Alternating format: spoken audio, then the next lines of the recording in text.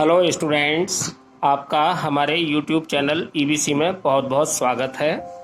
Student, आज हम आपको जैसा आप देख पा रहे होंगे शब्द रचना ग्रामर का एक टॉपिक है। चैप्टर 5 शब्द रचना यानी समास, इसको इंग्लिश में कंपाउंड भी कहते हैं। तो इसके बारे में आज हम आपको बताएंगे। चैप्टर आपने रीड किया होगा और आज हम आपको इसका एक्सप्लेन करेंगे कि आखिर समास क्या होते हैं और किस तरीके से इसको हमें पढ़ना और समझना चाहिए। देखिए स्टूडेंट्स, निम्नलिखित वाक्यों को पढ़िए। घुड़सवार ने हवन सामग्री खरीदी और दोपहर तक राजमहल पहुंच गया। अब आप देखिए यहाँ पर रेड कलर के घुड़सवार, हवन सामग्री, दोपहर और राजमहल, ये चार शब्द आपको यहाँ पर रेड कलर से लिखे हुए दिखाई दे रहे होंगे। ऊपर में क्या है, ऊपर दिए गए वाक्यों में घुड़सवार जो चीज हम बता रहे हैं, हवन सामग्री और दोपहर, राजमहल, शब्द समूहों से संक्षिप्त करके बनाए गए। जैसे घोड़े पर सवार घुड़सवार होगा, यानी अगर हम घुड़सवार को एक्सप्लेन करेंगे तो क्या होगा, घोड़े पर सवार। ऐसे ही दो पैरों का समूह दोपहर। अब शब्दों को संक्षिप्त करने की इस प्रक्रिया को समास कहते हैं। यानी कि स्टूडेंट फिर वंस मोर रिपीट अगेन, घोड़े पर सवार इतने तीन शब्दों को लिखने के लिए हमने एक शब्द का प्रयोग किया, घुड़सवार। ठीक है, यानी इस तरीके के शब्दों को इस तरीके से लिख दिया जाए, यानी घोड़े पर सवार को घुड़सवार लिख दिया जाए, दो पैरों के समूह को दोपहर लिख दिया जाए, तो इस प्रक्रिया को यानी शॉर्ट में करने को, संक्षिप्त करने की प्रक्रिया समास कहलाती है। और समास विधि से बनाए गए शब्द समासिक शब्द अथवा समस्त पद कहलाते हैं। जैसा कि स्टूडेंट्स आपको आगे भी हम इसको समझाएंगे। समासिक शब्दों के बीच के संबंध को स्पष्ट करना समास विग्रह कहलाता है। यानी कि समस्त पद हो गया, जैसे ये छोटा, बड़े से हमने छोटा लिख दिया। अब इन समस्त पद ये हो गया, रातों रात यश प्राप्त, जैसे यहाँ पर घुड़सवार दोपहर। अगर हम इसको एक्सप्लेन कर दें, विग्रह कर दें, यानी कि जैसे यहाँ पर लिखा हो तो जैसे रातों रात, रात ही रात में, ये तो इसका विग्रह हो गया। अगर इसका हम समास समस्त पद में चेंज करेंगे तो रातों रात हो जाएगा। अब डेफिनेशन के अकॉर्डिंग स्टूडेंट्स, अनेक शब्दों को संक्षिप्त करके नया शब्द बनाने की विधि समास कहलाती है। ठीक है स्टूडेंट्स, ये हम आपको 2-3 बार रिपीट कर चुके हैं, इसमें समझा भी चुके हैं, आपको उम्मीद है क्लियर हुआ होगा। अब आता है काइंड्स ऑफ समास यानी कंपाउंड। समास के भेद, समास के भेद होते हैं स्टूडेंट 4 मेन, यानी अव्ययी भाव समास, तत्पुरुष समास, बहुब्रीहि समास और द्विंद्वम समास। अब इन चारों को हम नेक्स्ट पेज पर एक्सप्लेन करेंगे स्टूडेंट्स, आप नेक्स्ट पेज पर आप इसको देखिएगा। अव्ययी भाव समास क्या होता है, जिस समासिक शब्द का समस्त पद का पहला पद अव्यय हो तथा समस्त वाक्य में क्रिया विशेषण का काम करता हो। किसका, पहला पद तो अव्यय हो और समस्त वाक्य में क्रिया विशेषण का काम करता हो, जैसे उसे अव्ययी भाव समास कहते हैं। जैसे नियम के अनुसार, ये विग्रह है यानी अलग है, एक्सप्लेन है। समस्त पद में लिखेंगे नियमानुसार। ऐसे प्रत्येक मास प्रतिमास, विधि के अनुसार यथा विधि। ठीक है स्टूडेंट्स, अब विशेष क्या है इसमें, जो हेडिंग्स है नोट में दिया हुआ है। अव्ययी भाव समास होने के बाद उसका रूप कभी नहीं बदलता, समस्त पद अव्यय बन जाता है। ठीक है, इनके साथ विभक्ति चिन्ह भी नहीं लगते हैं। ये इस चीजों को याद रखना है। अगला टॉपिक है सेकंड समास है तत्पुरुष समास, जिस समास का दूसरा पद प्रधान हो, यानी जैसे अभी हम आपको उदाहरण बताएंगे, तथा दोनों पदों के बीच में पर्ग सर्ग हट जाए, ठीक है, वे तत्पुरुष समास कहलाते हैं। स्टूडेंट इनको बहुत ध्यान से देखना है, ये थोड़ा सा टिपिकल चैप्टर होता है, आपको बहुत टेक्निकल चीजें भी इसमें दी जाती हैं, वो आपको बहुत सुनना भी समझना भी बहुत अच्छे से है। इस समास के कारकों की विभक्ति के अनुसार 6 भेद होते हैं। किसके 6 भेद होते हैं, तत्पुरुष समास के। ये इसके इंटरनली तत्पुरुष समास की काइंड है। जैसे कर्म तत्पुरुष, यहाँ कर्म की विभक्ति को और का लोप, जैसे यश को प्राप्त तो को हट गया, यश हो गया, यश प्राप्त हो गया। सम्मान को प्राप्त, सम्मान प्राप्त हो गया। यहाँ पर से द्वारा से का लोप होगा, जैसे कीर्ति से मुक्ति, कीर्ति मुक्त हो गया, यहाँ से हट गया। मद से अंधा, यहाँ से भी से हट गया, मदांत हो गया। ऐसे जो भी उदाहरण आते हैं वो कर्ण तत्पुरुष होते हैं। अगला है संप्रदान तत्पुरुष। संप्रदान तत्पुरुष में क्या होगा, विभक्ति के लिए। जैसे स्टूडेंट ये देखिएगा, हम इसको अंडरलाइन कर रहे हैं, के लिए इसका लोप हो जाएगा। लोप का मतलब ये हट जाएगा, यज्ञ के लिए सारा, तो देखिए यहाँ पर के लिए आ रहा है तो ये सीधा हो गया यज्ञशाला। हाथ के लिए कड़ी, यानी के लिए यहाँ से भी ये हट गया, हथकड़ी हो गया। ऐसे स्टूडेंट्स इसका तत्पुरुष समास का तीसरा काइंड है अपादान तत्पुरुष। अपादान में से का लोप होगा, विभक्ति जो होती है ना, आपको विभक्तियां पहले कर्ता ने कर्म को कर्ण से, संप्रदान के लिए अपादान से, ये वाले हमने पढ़ाया था, तो उसमें से का लोप होगा। जैसे अब उदाहरण में आप देखिएगा, पथ से भ्रष्ट, यानी यहाँ पर से दिया हुआ है, तो ये हो गया पथभ्रष्ट।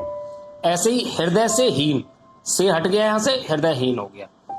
अब अगला है फिफ्थ वाला है संबंध तत्पुरुष। संबंध में का, के और की का लोप होगा हमेशा।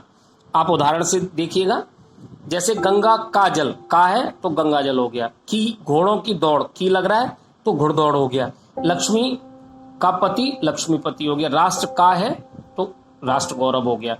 ऐसे ही अगला छठा है अधिकरण तत्पुरुष। अधिकरण में मैं या पर का लोप हो जाएगा। किसका लोप होगा? मैं या पर का।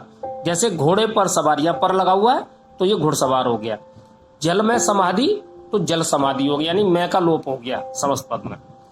अब आता है अगला तीसरा टॉपिक है स्टूडेंट, तत्पुरुष समास के उपभेद। तत्पुरुष समास के भेद, तब ये इसके उपभेद भी हैं। तत्पुरुष समास के उपभेद कौन कौन से हैं? ये 5 उपभेद हैं, किंतु इस विद्यार्थियों के स्तर को ध्यान में रखते हुए यहाँ पर केवल उपभेदों का वर्णन किया गया। वे हैं कर्मधारय समास। कर्मधारय समास क्या होते हैं? जिस समास के दोनों पदों में विशेषण और विशेष्य, समझ रहे हैं स्टूडेंट, विशेषण और विशेष अथवा उपमेय और उपमान का संबंध होता है, उत्तर पद प्रधान होता है इसमें, वो कर्मधारय समास होता है। जैसे आप देखिए, नीली है जो गाय, गाय को आइडेंटिफाई किया गया कौन, कैसे कलर से? नीली, विशेषण हो गया। गाय, जो गाय नीली है यानी नील गाय। ऐसे ही महान है जो राजा, यानी जो राजा महान है वो हो गया महाराजा। अब अगले पेज पर है स्टूडेंट्स उपमेन और उपमान। इसमें विग्रह क्या है? जैसे मुख रूपी चंद्र, मुख चंद्र हो गया। रूप यानी रूप बताया गया, मुख का रूप चंद्रमा के समान है तो ये हो गया मुख चंद्र। ऐसे ही विद्या रूपी धन विद्या के समान है। उपमेय और उपमान क्या होते हैं? इसका विग्रह देखिएगा, कमल के समान नयन, यानी जो नयन है वो किसके समान है? कमल के समान है तो क्या हो गया? कमल नयन। ऐसे ही कंचन, सोने के समान वर्ण, यानी कंचन वर्ण। इसको हम जब समस्त पद में लिखेंगे विग्रह को तो इस तरीके से कंचन वर्ण हो जाएगा। अगला सेकंड है द्विविक समास। जिस समास का पहला पद संख्यावाची होता है तथा समस्त पद समाहार यानी समूह का बोध कराता है। कौन सा? समस्त पद, वो द्विविक समास कहलाता है। जैसे देखिएगा, ये समस्त पद है और ये विग्रह। जैसे 3 लोगों का समूह, यानी ग्रुप बताया गया 3 लोगों का समूह। 3 लोगों का समूह का क्या होगा? त्रिलोक। 3 भुजाओं का समूह त्रिभुज। ऐसे 4 राहों का समूह चौराहा। यानी इस तरीके के जब समस्त पद आते हैं और इनमें समास का नाम पूछा जाता है तो स्टूडेंट्स आपको द्विविक समास लिखना है। अगला टॉपिक है बहुब्रीहि समास। बहुब्रीहि समास क्या होते हैं? जिस समस्त पद का कोई भी पद प्रधान न होकर कोई तीसरा पद प्रधान होता है, यानी जो जैसे ये समस्त पद है, इसका पद ये प्रधान नहीं होगा, कोई तीसरा ही अलग से प्रधान होगा, उसे बहुब्रीहि समास कहेंगे।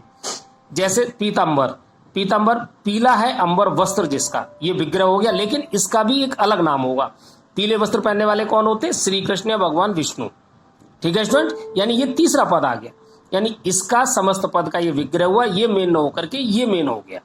ठीक है स्टूडेंट, यहां हम इसको हाईलाइट कर रहे हैं। ऐसे ही यहाँ पर है और भी बहुत सारे उदाहरण दिए। आप उसमें चक्रधर है, चक्र को धारण करने वाला यानी विष्णु भगवान। गजानन, विषधर, यहाँ पर ये इसी के उदाहरण दिए गए, आप इसको एक बार देखिएगा।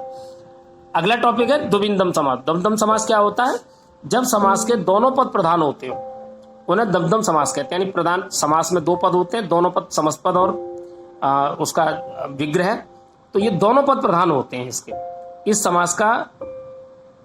इस समास के दोनों पद योजक चिन्हों से जुड़े होते हैं। यानी देखिए योजक चिन्ह क्या होते हैं? जो बीच में डैश लगा रहता है, इसको हम योजक चिन्ह बोलते हैं। आपको दिखाई दे रहा होगा, जैसे सुख और दुख, तो सुख और दुख आप लिखते भी हैं तो ऐसे नहीं लिखते आप उसको, सुख डैश दुख। सीता और राम, सीता राम।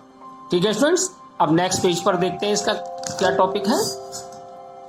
नेक्स्ट पेज पर है, इसी का उदाहरण दिया गया है, अन्न और जल, अन्न जल, राधा और कृष्ण, राधा कृष्ण। अब स्टूडेंट्स यहाँ पर थोड़ा टॉपिक चेंज होता है। कर्मधारय और बहुब्रीहि समास में अंतर। कर्मधारय और बहुब्रीहि समास में अंतर क्या है? कर्मधारय समास की डेफिनेशन हमने आपको बताई थी और बहुब्रीहि समास की बताई थी। दोनों का फर्क आप देखिए। कर्मधारय समास के दोनों पदों में विशेषण, विशेष या उपमेन, उपमान का संबंध होता है। अब इसमें देखिए बहुब्रीहि समास में दोनों पद मिलकर किसी अन्य पद की ओर संकेत करते हैं और तीसरे पद की विशेषता प्रकट करते हैं। अब दोनों का उदाहरण देखिए, जैसे नीलकंठ, एक ही उदाहरण यहाँ दोनों में दिया गया है। नीलकंठ नीला विशेषण है, कंठ क्या है? विशेष है, यानी कि विशेषण विशेष्य की जो शब्द विशेषता बता रहे हैं वो नीला है, नीलकंठ है।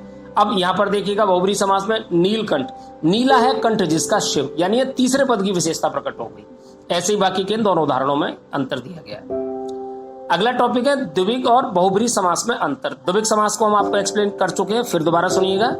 द्विविक समास का पहला पद संख्यावाची विशेषण होता है और बहुब्री समास में बहुब्री समास के दोनों पद मिलकर किसी तीसरे पद की ओर संकेत करते हैं। जैसे अभी ऊपर भी हमने आपको बताया था, एक उदाहरण से और क्लियर होगा। चतुर्भुज यानी चार भुजाएं, पहला पद हो गया संख्यावाची, यानी पहला पद हमेशा संख्यावाची होगा। स्टूडेंट वही डेफिनेशन कह रही है और वही उदाहरण में आपको हम समझा रहे हैं। अब बहुब्री समास के इसी सेम उदाहरण को बहुब्री समास में देखिए, चार भुजाएं हैं जिसकी, अब यहां पर तीसरा पद बन गया विष्णु। विष्णु भगवान तो इसमें कहीं है नहीं, लेकिन ये तीसरा अर्थ प्रकट हो रहा है जिसका हम इसके साथ संबंध जोड़ते हैं। ठीक है स्टूडेंट्स, तो ये चैप्टर आपको समझ में आया होगा, बहुत अच्छे से आपको समझाने की कोशिश की है। तो स्टूडेंट्स इस वीडियो को लाइक, शेयर और सब्सक्राइब अवश्य करें। ठीक है स्टूडेंट्स, थैंक्स।